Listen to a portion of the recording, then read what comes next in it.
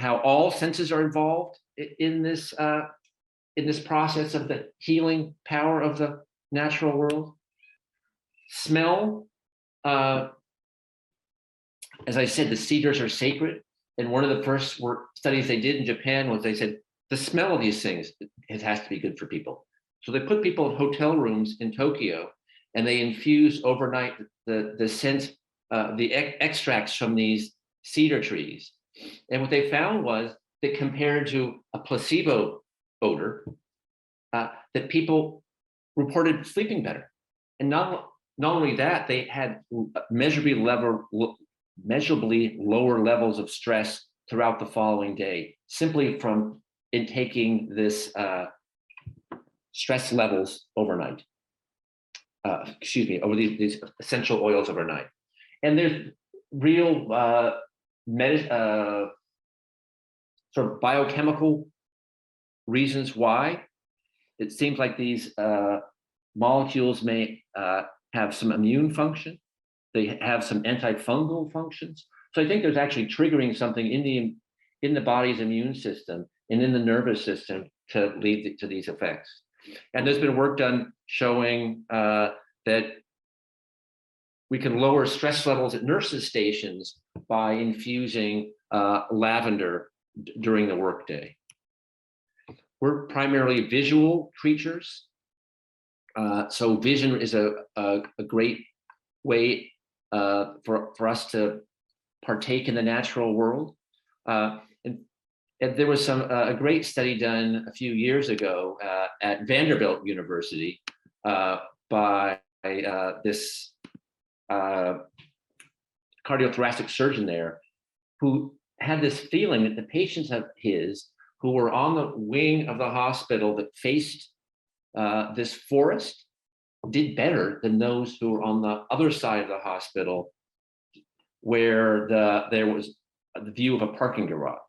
And he looked at the length of stay, and people who had this better view did a little bit better in the hospital.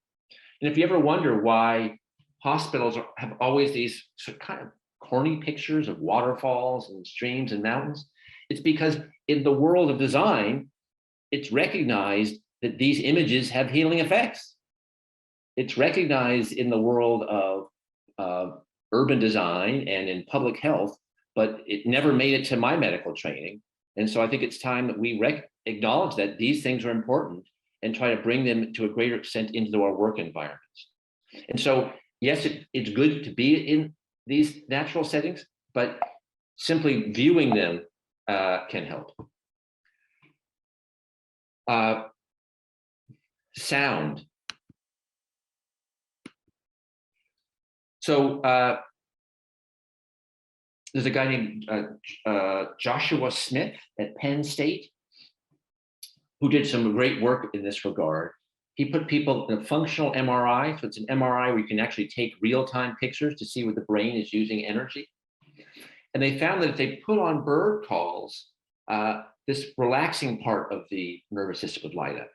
But if they put on the sound of a pager or a phone or cars, the amygdala would activate.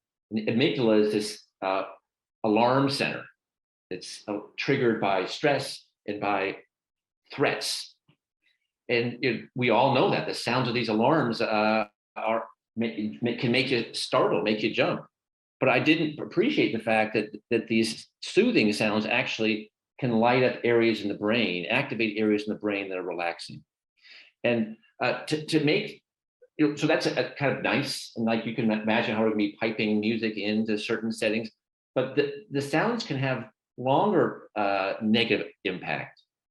There was a study done at Frankfurt in Germany, and this study looked at a group of schools. One was under the flight path under the airport, where there was these noisy airplanes flying over all day, and one was at a school on the other side of town, similar school, but without the noise.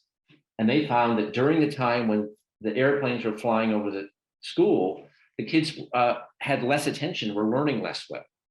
So not only did the sounds have a negative impact in terms of anxiety, they can actually have a more longer term impact on our well-being.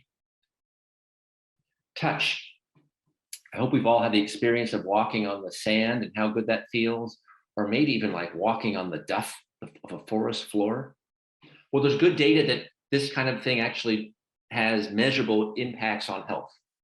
In fact, even working with our hands, there's was a study where people receiving palliative care were given horticultural therapy with getting their hands in the dirt and planting things, and they had lower levels of pain than people who were given other activities.